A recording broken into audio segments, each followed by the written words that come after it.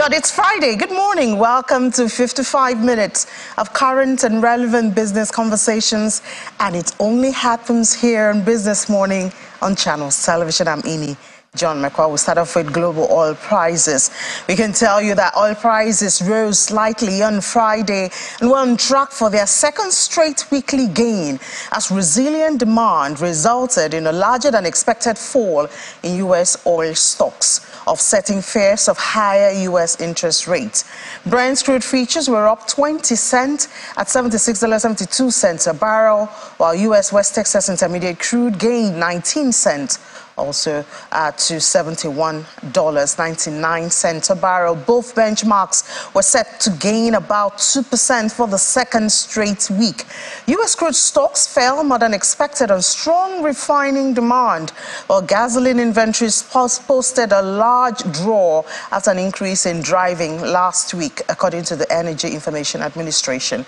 Well, that comes as top oil exporters Saudi Arabia and Russia announced fresh round of output cuts for August. The total cuts now stand at more than 5 million barrels a day, equating 5% of global oil output. However, oil price gains were capped by threatening expectations that the United States Central Bank is likely to raise interest rates at the July 25th to 26th meeting after holding rates steady at 5% to 5.25% in June. In the grain space now, Chicago corn futures were largely unchanged on Friday, with the market poised for its first weekly gain in 5 weeks on concerns over dry weather reducing yields in the United States grain belt, although expectations of rain in some areas are limited the upside in prices. Wheat and soybeans lost ground. The most active corn contract on the Chicago Board of Trade is unchanged at $5.06 for half a bushel, while wheat fell 0.8% to $6.53 a bushel, and soybeans gave up 0.1% to $13.38 for half a bushel. For the week, corn has gained more than 2% after 4 weeks of decline. Wheat is up marginally and soybeans are down 0.5%. Further showers and mild temperatures are expected in the central and southern Midwest over the next 2 weeks, aiding corn that is entering its crucial pollination phase. However, northern crop areas may remain stressed amid forecasts for below normal precipitation.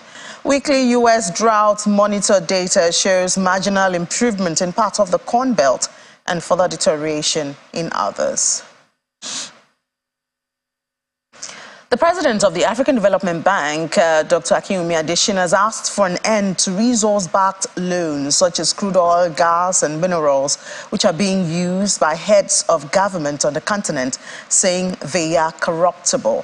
The FDB chief, who made this known at a global financing summit in France, explained that such loans are complicating debt resolution and mortgage the future of countries on the continent.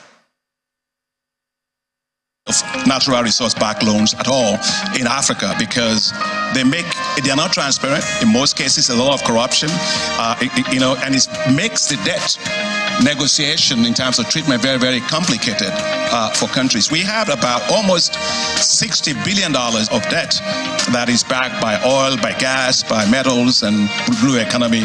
I think we should end all types of natural resource-backed loans. They're not in the interest of those countries in the whole issue of the debt treatment. If you take the case of Africa, like in the 90s, when it was such a protracted process, it was not transparent, and it didn't really, we had a lost Africa decade in that period. I commend all the efforts going into in the G20 Common Framework and your support for that. But I do think we need to make sure that we improve the speed at which this gets done. But again, Chad is the only one that's been done, and Kristalina was talking about the one for Zambia and so on. But let's face the fact, it's way too slow, and it treats only a small number of countries, few countries. We need to have it at scale. We have a situation where we have African countries, almost 21 countries at high risk of distress or in debt distress. So we do have to make it work faster, work at scale. Very, very important.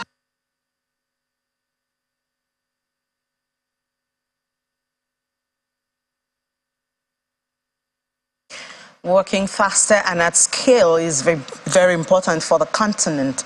And we're starting off with what could be done. We saw, for instance, the reaction to the policies of the present administration. We've seen a lot of positive movement in the capital market, but how do we make it broader and at scale? As Dr. Akinwumi just said, well, there's the idea of integrating West African capital markets, and that could do that. Well, we have to discuss this, the effort and how to further this. Joining us from our Abuja studio, Mr. Babangida Sabo, the Managing Director of First Quartile Consulting. Thank you so much, Mr. Sabo, for your time. Thank you. Good morning. So tell us, what's the importance of this integration of capital market? Well, it's very important in the sense that it's going to increase the liquidity in the West African capital markets, and then also it will provide opportunities for investors to have a diversified instruments that they can invest in. As you are aware, the market is relatively less liquid. So the integration will enable the capital markets in the region the capital markets to be liquid, so that investors can also invest. I mean, we have foreign investors, not necessarily domestic investors, but it can also attract foreign investment, which will also impact, the currency. Yeah, but I mean, it's interesting. It's not a new idea. The talks have been going on for a bit. But actually implementing it might be another thing, because we have PAPS, the payment system that is supposed to be able to ease payment and transactions, within the continent.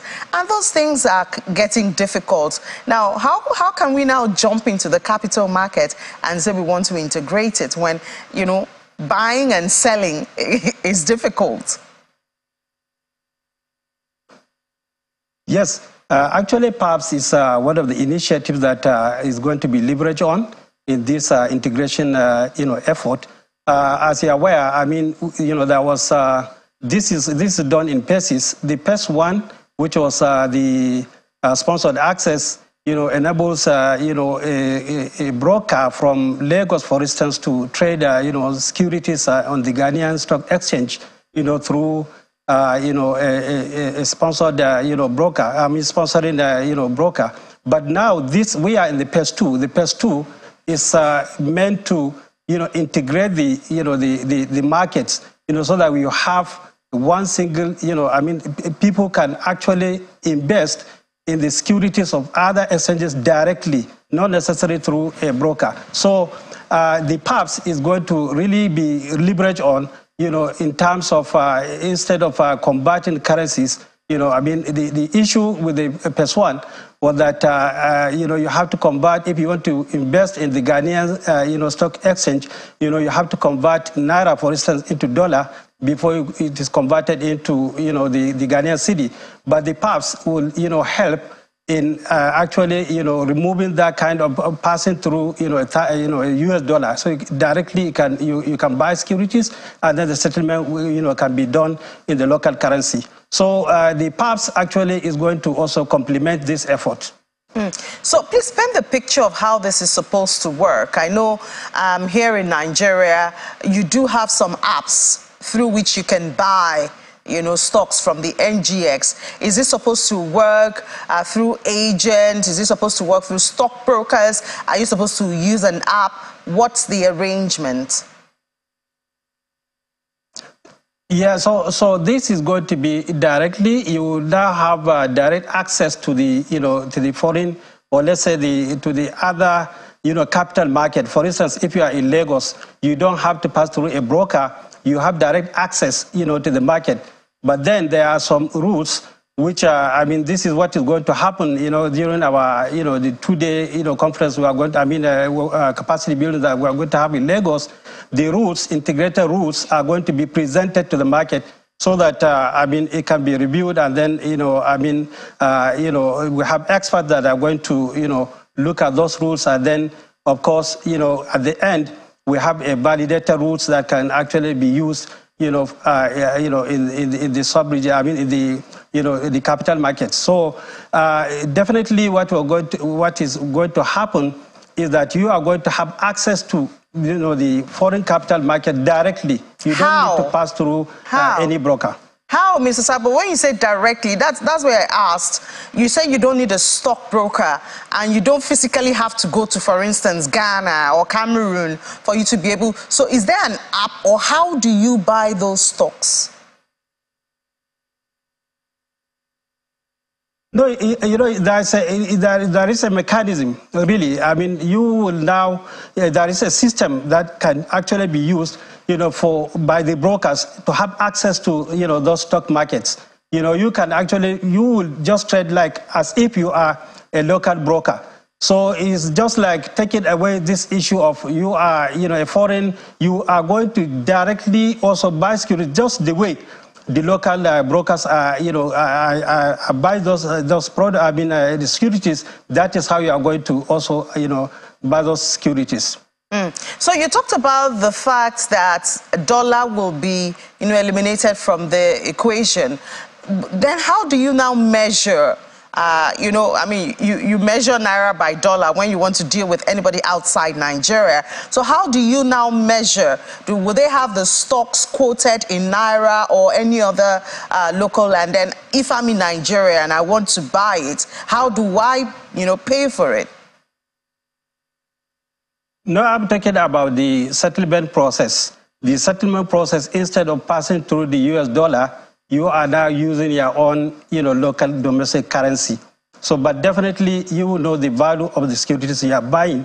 Then, of course, it's just the transaction that is going to be done in, in the local currency. Okay. So what phase of implementation are you at this time? How soon do we expect it to become effective? So where we are now, we are in the phase 2 of the project, which is qualified West African broker. Like I mentioned, so a broker in Nigeria will be able to trade directly, in the stock exchange in, for instance, Casablanca or Ghana. So so that is exactly what is going to happen, now, and it is being supported by the African Development Bank under the Capital Market Development, Trust Fund. So we are in the phase 2. The phase 1 has already been implemented. So what we are now, the rules, the harmonized rules have been, developed. So they are going to be presented to the market. So we are starting with the capacity building, which is going to happen on sensitization in Lagos. So this is just the beginning of the phase 2. Thank you so much for that, Mr. Babangida Sabo, Managing Director of First Quartile Consulting, for bringing us up to date. We'll certainly look forward to when the capital markets on the continent can merge, and then we can do business with each other. Thank you for your time. Thank you.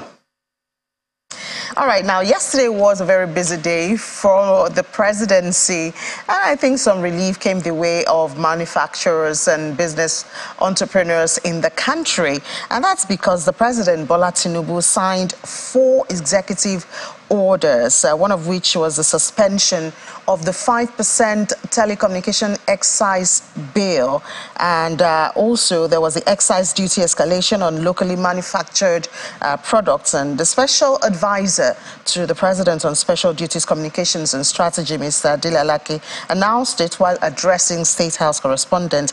He further notes that this is to ensure adherence to the 90 days minimum advance notice for tax changes as contained in the 2017 National Tax Policy.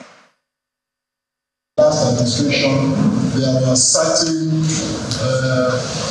regulations and executive orders that were signed in relation to tax imposition on certain categories of goods and services and all related matters. However, in furtherance to the when President Tinubu's avowed commitment to constantly dialogue with Nigerians and listen here to the yearnings and aspirations of our people.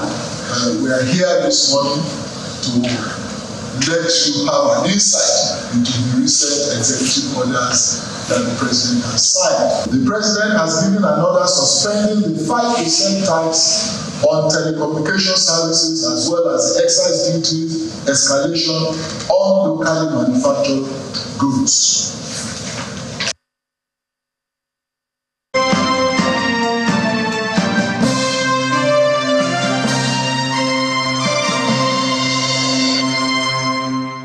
Welcome back to Watching Business Morning here on Channels Television. We heard there from Mr. Dili Alaki about some of the pronouncements of President Bola Tinubu that has to do with tax, especially telecommunication and excess duty, 5% tax, and some other issues there on the finance bill. But we have joining us to elaborate on this, Mr. Ayodiji Ebo, the Managing Director of Optimus by AfriInvest. Thank you so much, Mr. Ebo, for your time this morning.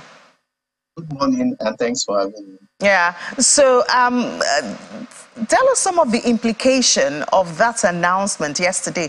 We did see equities surge, but it's been surging, so we cannot say if exactly that announcement had anything to do with it, even though we saw Airtel also, made some positive move after a little bit of some days, But tell us, what are some of the implications of the suspension of excise duty and tax? Okay, thank you.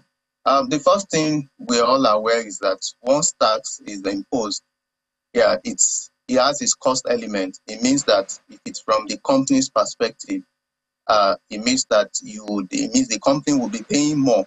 And if it's also passed to the consumer, it means cost of products will go up and consumers will pay more. So effectively, what these have done is to reduce the burden on businesses.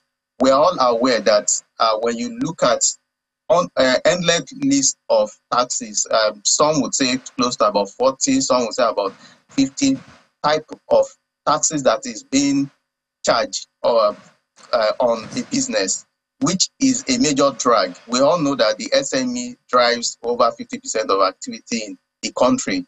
And if those taxes continue, we're already seeing a lot of them winding down because it's going to be like a cost burden. So effectively, what this has done is to give these companies, or give the companies and also consumers a bit of time. We're all aware the prices of the fuel prices have increased, which has also impacted on transportation costs. We've also seen the depreciation of the naira, which would also impact on cost of items. So that in itself is a major burden on companies and on Nigerians. So this is a major sign of relief. For some, the implementation period has also been extended. So it gives companies also to plan, because what actually happened then was it's backdated. So you would see that it would have come as a shock, because if you have done your projection and suddenly there's a cost that you are not aware of, that you now need to commit to, that's really set company back. So I think this is a step in the right direction. And like you mentioned around the market, what drives market is positive sentiment. While this may not be directly linked to the performance we are seeing, it's also riding on those positive sentiment, positive policy moves that we're seeing this government make. And the expectation is that if it's sustained, if it's backed with the necessary moves and policy action, so we'll continue to see that gyration that we're currently seeing in the stock market. So about the 5% telecommunication tax, I remember when it was introduced, of course we talked about it here and a lot of people were not so happy about it. Now that 5% has been suspended, what can telecommunication users expect? Okay, thank you. So I think that the implementation has not, I don't think it has kicked in. And it has that percentage has been added to in terms of the cost of calls, or the tariffs, if we put it that way. So Currently, what I think to expect is that indirectly is the savings that we implied savings in quotes would also maybe just be channeled to maybe the quality of the services, to improve on the quality of services, the expansion that is being carried out by the telcos. That's what we would expect to see. But we know when you look at the sector where they also operate, the cost of doing business in Nigeria alone is also very high. You have to provide your own power. Most of the PTSs have about 2 gens that are running as one as backup. So you would see that in some countries where you don't need to run on diesel, run on gen, the cost may be lower. So while we understand that yes, the cost is really very high in terms of running the telcos, that implies savings will also be channeled to see how they can sustain that quality, the expansion that we're also seeing within that space. And there was also the part that the finance bill has been deferred to September. Could you help us, break that down? Okay, thanks. Yeah, so for the finance bill, most time we've seen in the last maybe 5 or 6 years, it's always been released and it starts with the budget. So it's always to what we've seen the finance bill, what they focus more on is how where they can be able to get more revenue in terms of taxes, adjustment based on effective fiscal policies. So what we're saying effectively has happened is that rather than the effective date for some of those taxes that is contained in the Finance Act to kick off, it has been moved to August. Yeah, so there would still be more time. I think in terms of the passage, in terms of passage and signing of the Finance Act, there were the number of days that is required for especially the tax element, where it was not observed. I think minimum of 90 days based on the national tax policy, so that for companies are able to plan their cash flow, companies are able to see how they want to restructure their businesses in view of that tax. So I don't think companies did not have enough time. So it was like it's like backdated when you want to calculate the tax. So I think this is a positive one, and it gives everyone, companies, businesses, for them to plan ahead of the kickoff date of the Finance Act. But it doesn't really reduce the burden because, this 2022 finance bill was kind of controversial. Manufacturers, as you mentioned at the beginning of your conversation here, companies are expected to use about 40–50% of their profit for taxes. And it's a fragile economy at this time that is we're trying to build. So if they're burdened that much, a lot of people would have expected, maybe some of the taxes will be taken back to the old rates, like the tertiary institution that was increased, And a lot of people did not know when the former president, Muhammadu Buhari, signed it. I think he signed it on the 28th of May. So a lot of people were like, okay, so maybe there are going to be some reduction, to help ease that burden on businesses. Yeah, I think you have hit the nail on the head. There's a need to still suspend some of those taxes or to review that act, that's the 2022 Finance Act. There's a need to review it because based on the reality in terms of cost of doing business is high. And I think speaking to what one of the main objective or drive of this new government is to reduce multiplicity of tax. So there's a need to also reduce that so that you can be able to benefit from the bigger pie, because once you squeeze those companies now, they don't grow. And at the end of the day, you only continue to enjoy a little part of the pie. But if you give them a bit of tax holiday or reduce the burden on these companies, they grow bigger, they employ more, and even whatever percentage that they are paying, because it's based on the bigger business, would be higher than continue to feed on the smaller business. Well, we do hope that the presidents will hear some of this and will act on it to ease the burden on businesses that are supposed to provide employment, even the non-oil exports we are talking about to get more of the foreign currency. It all falls on these businesses. So we do hope there'll be some changes before then. We can be hopeful.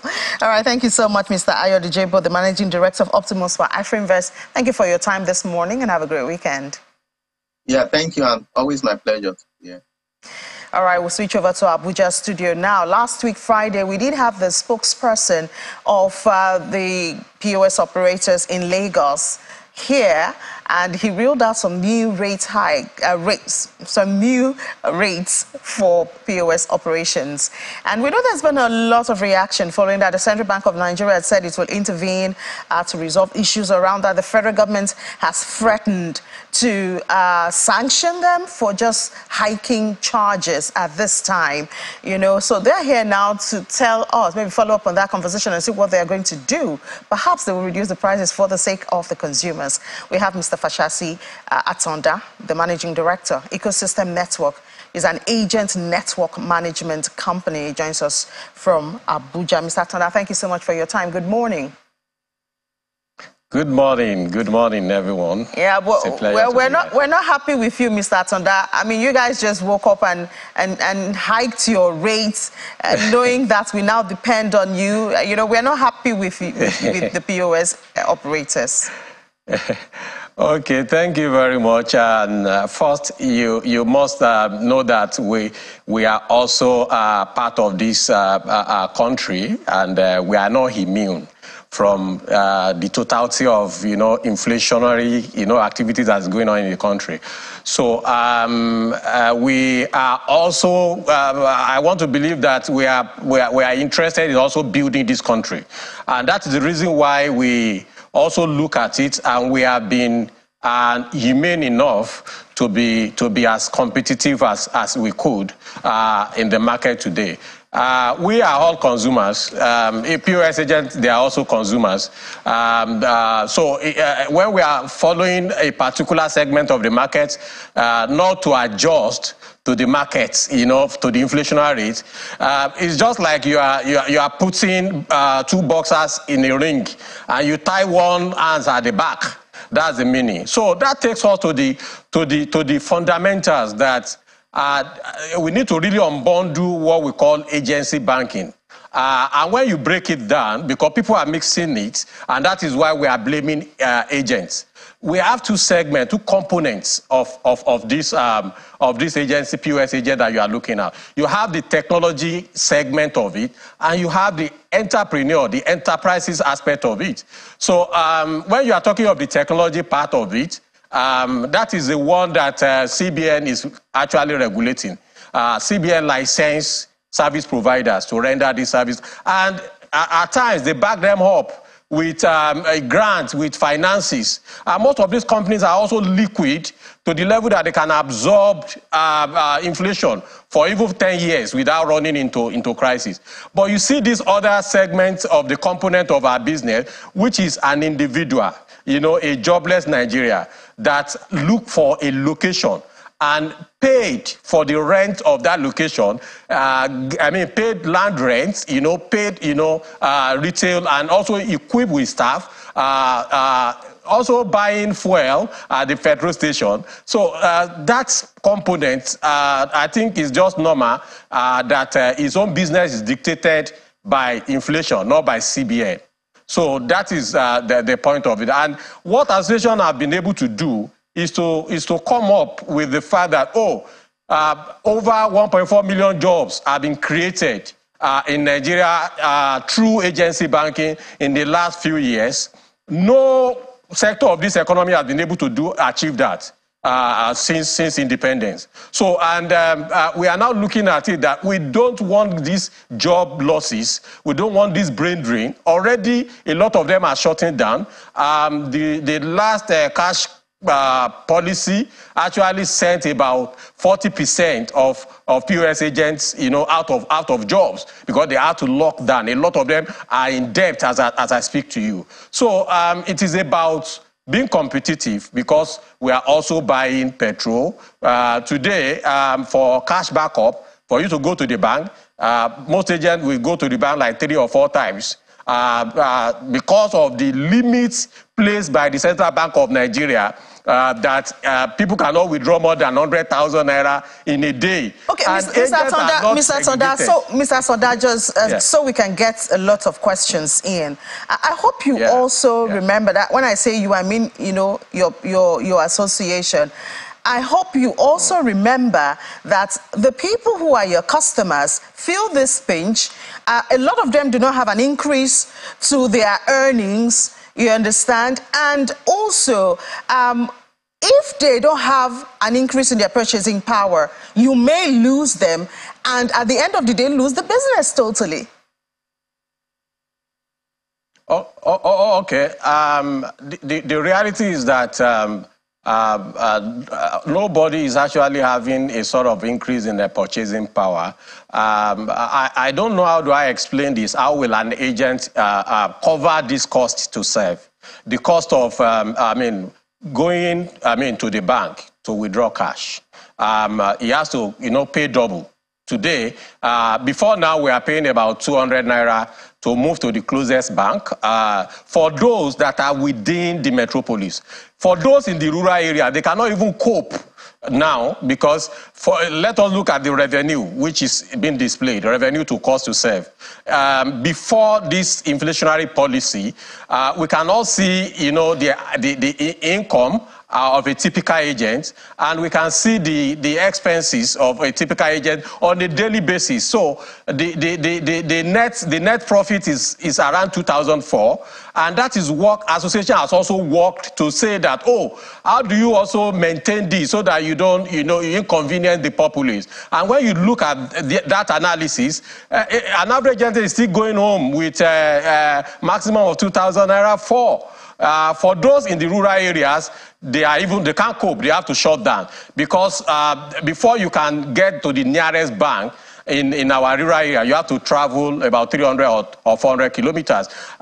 For example, there is a location in Mashegu local government of Niger State. The closest bank is in Mina or Kotangora. That is about 200 kilometers on the road. Today, you have to go 3,000 naira transportation go, 3,000 transportation come.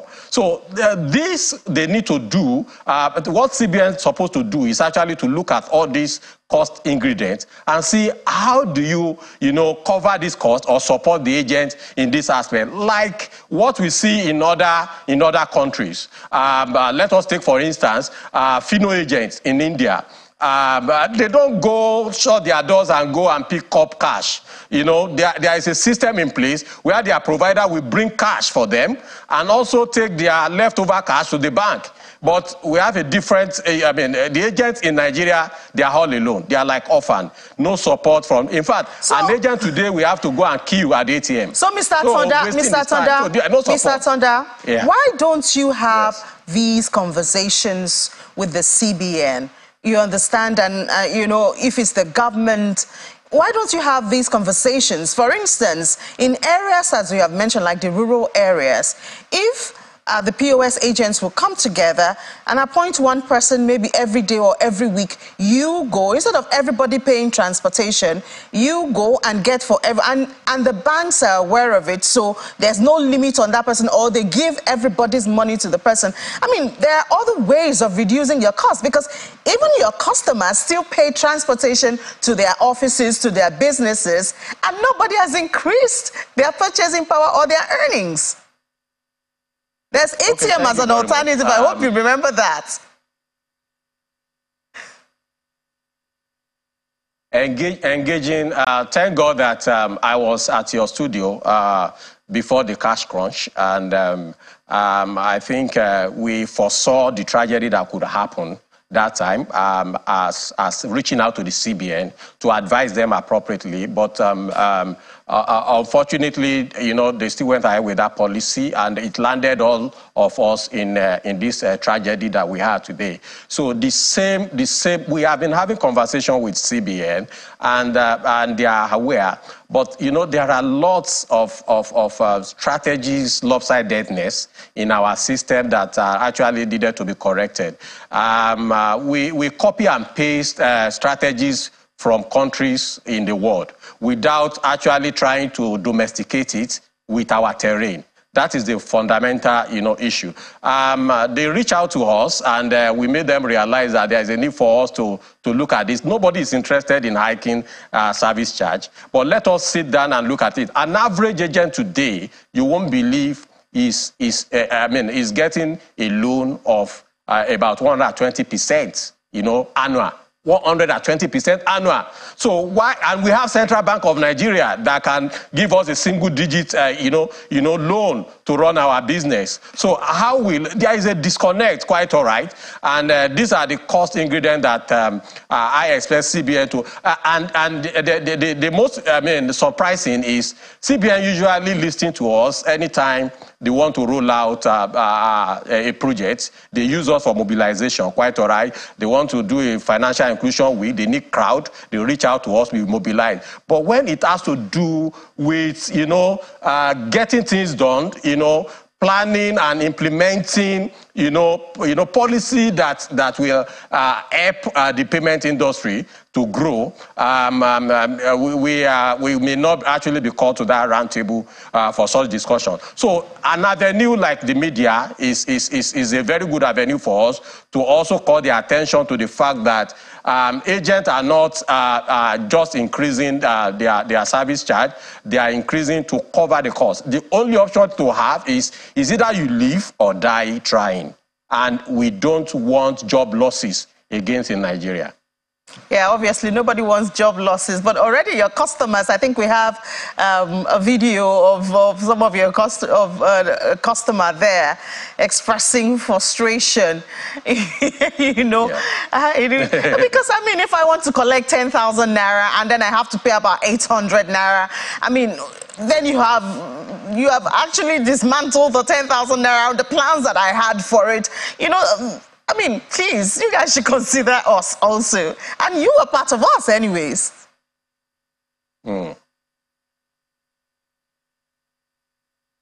Hello? Okay. Oh, you didn't hear me, Mr. Tonda? Please, can you come again? Okay, we're showing you a video of a customer that wanted to use the POS and got the shocker of this new fees. And I was just imagining that, assuming that I went to withdraw 10,000 naira and then I'm told to pay, I think it's about 800 naira now from your new charges. My plans have been spoiled. So I'm asking for a bit of consideration while you try to fix, your costs factors with the CBN or the banks. Okay, like I said, there is this assumption that the banks or the provider owns the agents. In Nigeria context, the question of who owns the agents are actually a straightforward one. Providers don't own agents, they only onboard agents. For you to own an agent, you must have an investment in that structure of that agent, and you must be able to give that agent the necessary support. For example, biometrics capturing. Let's look at best agent network in part of the world, like Branco do Brasil, an agent firm in Brazil. There is this support program for them that they are able to also do other services apart from cash in, cash out.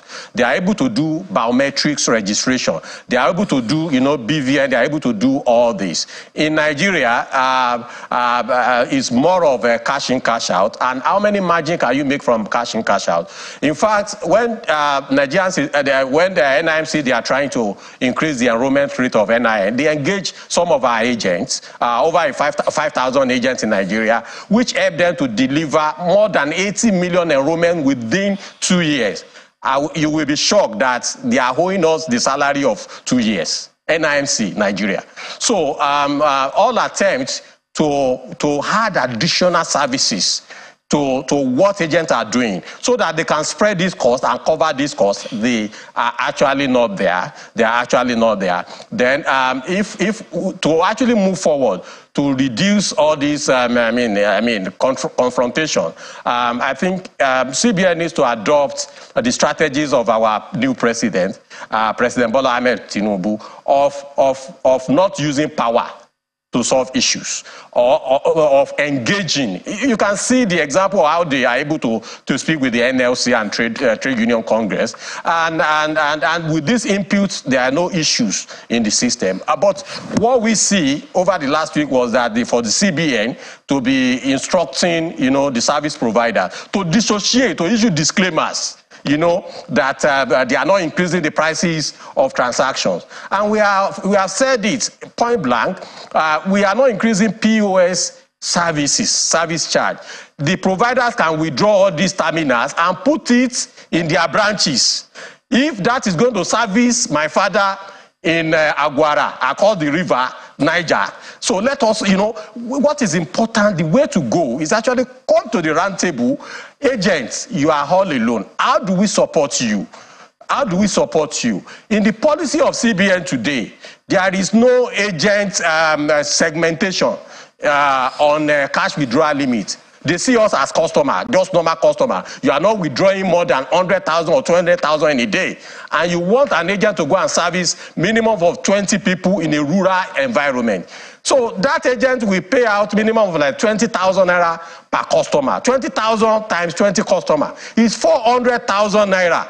And you are limiting such an agent to be withdrawing at ATM.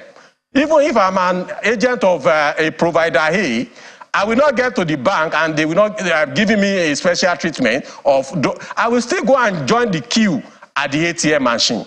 All right. So there is a disconnect. There is a disconnect, really. All right. When you look at the insurance of agents, today a lot of agents are gone down when they are trying to get money here and there to go to their location. Security threat. There is no insurance for them. All right. What providers are insuring is their terminal technology. They are insuring their technology. If we are going to run an impactful agency services in Nigeria, then we need to come and discuss around the support for the agent, who owns the agent. All right, Mr. That is very fundamental. Thank you, Mr. Fashasia Atonda. So obviously the consumers are paying for the lack of communication between the POS agents and the CBN. Or all of that cracks, unfortunately. But, I mean, you said something here, NIMSI, please, if you're owing POS agent, please pay them so that they can reduce the charges for us. Thank you so much, Managing Director, Ecosystem. That's the way to go. Thank you. Managing Director, Ecosystem Network, thank you for your time. And we'll stay on this because we need relief as much as you also need assistance from the government. Very well, very well. This is our country. We want to build it together. All right. Thank you for your time. All right, so I don't know how much Will had to withdraw from the POS in her neighborhood, or the one, as Mr. Atonda said, you sent to your grandmom in Aguara.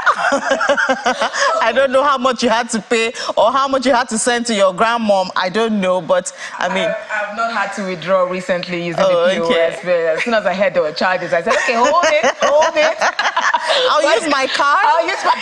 But I can actually understand and empathize with those who need to withdraw, who don't have, whose proximity to the banks, is really far. Yes. They don't have that access. And we keep talking about financial inclusion. This is a major threat to financial inclusion because, I mean, you go to areas like Badagry and Okokomaiko, you don't get a lot of banks. You do not get a lot of banks. We take it for granted around this. You don't get a lot of banks. I mean, you have to deal with the POS. These are the people who have to service you and they don't have enough cash, and they also travel a long distance to get cash. So we do need communication between all of them. So we don't pay. We hope all the stakeholders come together and make this work. So we're looking at the bonds market and seeing how activities played out in yesterday's trading activity. We did see that bond market, the treasury bond market was bullish, yields dropping further down by about 10 basis points to 13%. Now, across the benchmark curve, we did see average yield dipping at the short and the long end of the curve. And this is due to investors' demand of the March 2024 paper and the April 2049 paper. Meanwhile, we saw average yield unchanged at the mid segment. Now, elsewhere, at the NCB market, we did see muted trading activity. Average yield was unchanged at 6.3%. Now let's talk to Chuka Nwachukwu, who is the head asset and liability management. UBA is going to give us more background, more insights into what to expect from the market. Good morning, Chuka. It's good to have you on the program. Good morning, Will. How are you? Fine. Chuka, the news came in yesterday. We just want to kick off with that. Foreign direct investments, FDI, inflows into Nigeria turned negative last year. That's for the first time in at least 33 years. And that's according to the latest 2023 World Investment Report by United Nations Conferences on Trade and Development, UNCTAD.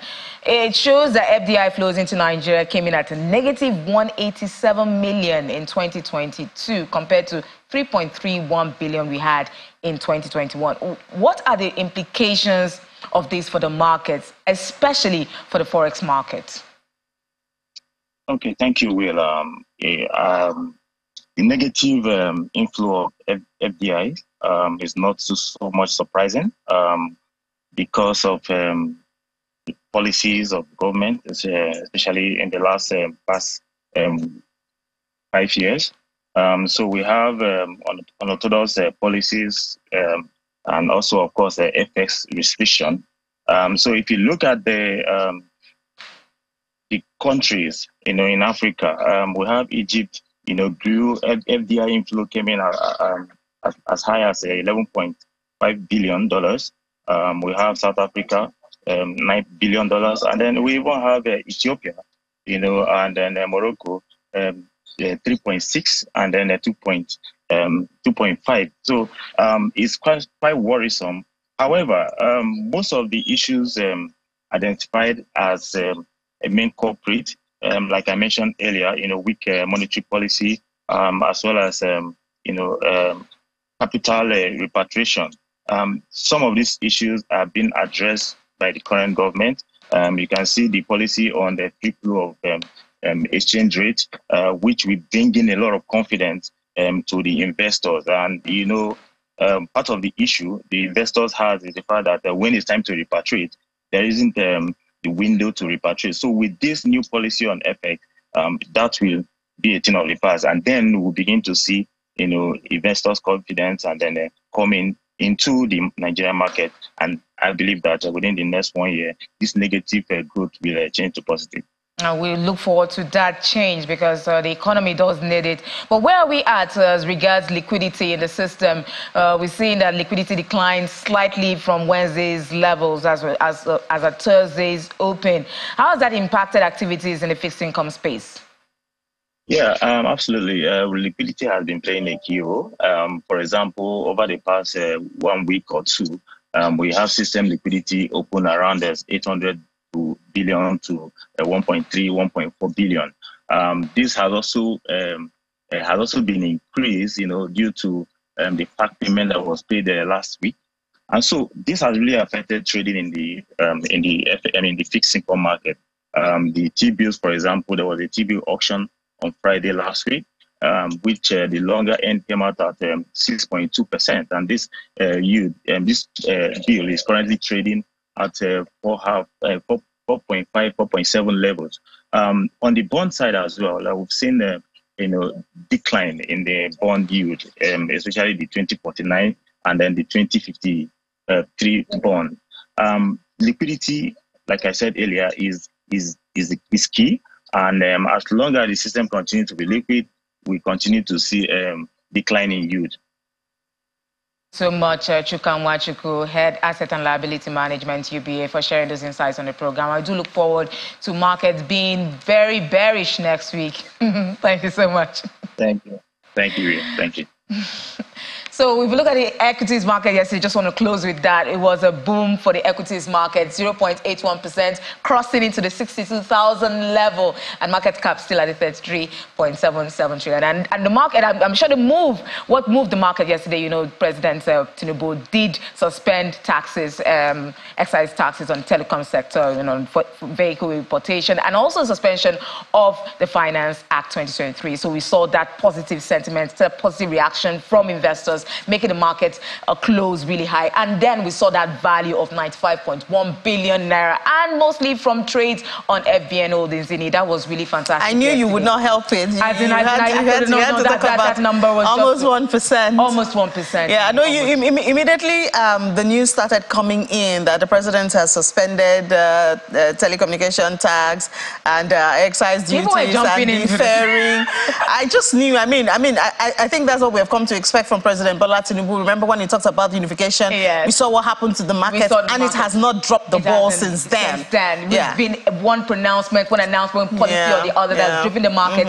Investors are very, very confident. Yeah, but let's not get too excited, because we know the market will always go through its normal cycle. Investors will always take profits. Yes, they will take so profit. Don't be heartbroken then. Yeah, but the bubble will probably last for a longer time. Let it be sustained for All right. All right, thank you so much, Will. We'll see Will at 1:30 p.m. during Business Incorporated. She'll come here to give us an update from the world of business. Now, Ladi is not in today, but the crypto markets, whether with Ladi or without Ladi, still trading. So let's see what's going on right there. And we start with the index, Fair Greed Index. It's greedy, not very greedy, just almost half, 55. But it's still greedy all the same. It's a green market today. And if we look at the prices, we'll see that Bitcoin is still on that 30,000. Been holding it for, I think it's going to 2 weeks now. I don't think a lot of people expected that. Even though it dropped just about 1% in the last 24 hours. Ethereum also dropped about 3%. This has been looking for investors for a bit now. I think it might be a good time to go in there. I mean, that's not financial advice, BNB and all that. But, I mean, let's talk to Olumide Adesina. He joins us now to talk about... we see that, the SEC in the United States has given approval of sports Bitcoin ETF. That it's unlikely to be a game changer, though. Maybe he could help us to understand this and some of the implications. Olumide, good morning. Yeah, good morning. Thanks for having me. Good to have you. So this announcement by U.S. Securities and Exchange Commission approving spot Bitcoin as exchange-traded fund, what's the implication? Well, if that comes to play, definitely that will really bring in the much needed liquidity in the market. You could recall that these asset managers hold trillions of dollars in assets, and they play a systemic role in the financial system. And you also need to look at the fact that they have a lot of access to traditional money, because investors that will not want to hold the underlying assets could definitely make investment through that asset manager. So definitely that will really prop up the value of Bitcoin and somehow help the depleted liquidity in the altcoin market. So that's why, despite the fact we saw a solid job report in the United States, that means the US Fed might keep interest rates high, you still see Bitcoin ranging at 30,000 as we speak. Yes, but why do some people think it's not going to be a game changer? I don't see how it won't be a game changer. I know you fully well that if you understand what those asset managers have in play in terms of liquidity, and also the fact that Bitcoin and the crypto market had been going through regulatory battles from the Securities and Exchange Commission in the United States to other markets, definitely that will be the first in terms of sports ETF. And also, you see that it means that the PR issues around the crypto market will definitely moderate, because you are going to have people in the traditional system actively involved in the crypto market. So definitely it has a big impact on the market. All right, so Olumide Adesina, financial market analyst, thank you so much for your time and your views this morning. Thank you. All right, so we'll see how that goes and the spilling impact, in the coming days. Let's just look at a bit just before we go at the top gainers. We'll see only SEC has a double gaining number there. Looks like the market is taking a little bit of breath. Let's see the top losers just before we go. There you have it. So you see it's more of a red, because sentiments are getting close to neutral. Remember that that index. So you see 9%, almost 10, so it's more of a red market this Friday, which is normal for a lot of Fridays, but it's not so bad. It's not so bad, and we don't know what the weekend holds. So we will see how the market comes along. But that's it on the program today, Business Morning. Thank you so much for being a part of this 55 minutes of current and relevant business conversation. And I know it was something relevant to you, especially that POS charges. We'll stay on the issue and some others. William will be back 1:30 to give you updates, and Ladi Williams will be on tomorrow to give you a summary of the markets. Capital Markets, 7 p.m. I'm John Mekwa. Have a great weekend.